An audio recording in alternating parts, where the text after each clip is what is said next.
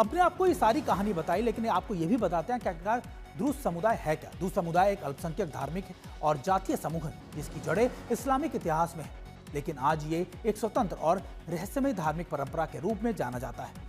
ये समुदाय मुख्य रूप से सीरिया, लेबनान, इजराइल और जॉर्डन में फैला हुआ है। सीरिया में इनकी आबादी 7 लाख से ज्यादा है। इजराइल में द्रूज लोग सेना में भर्ती होते हैं और कई उच्च पदों पर भी ये शामिल है। इजराइल के भीतर द्रूज समुदाय के यहूदी नागरिकों जैसे ही अधिकार उनको प्राप्त है, यानी इसका जो वर्चस्व है या फिर इनकी जो मौजूदगी है वो इस पूरे प्रांत के यानी बॉर्डर एरियाज के अंदर है। यही वजह है कि ये इतने ज्यादा इंपॉर्टेंट है।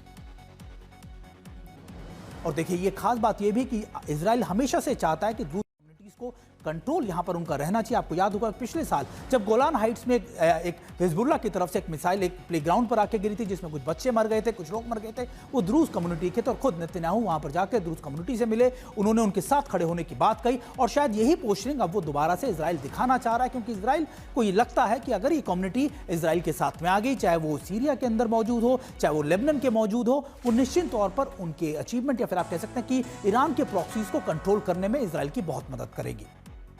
और अगली खबर का रुख करते हैं। दरअसल अमेरिकी विदेश मंत्री ने कहा है कि सीरिया में सभी पक्षों में से शांति बहाल करने को लेकर सहमति बन गई है, लेकिन रूस, चीन और ईरान ने हमलों की निंदा की है। यूएन में सुरक्षा परिषद में आज इसको लेकर एक बैठक बुलाई गई है। इजराइल ने साफ कर दिया है कि वो द्रूज समुदाय की रक्षा के नाम पर सीरियाई शासन को चेतावनी देने से पीछे नहीं हटेगा।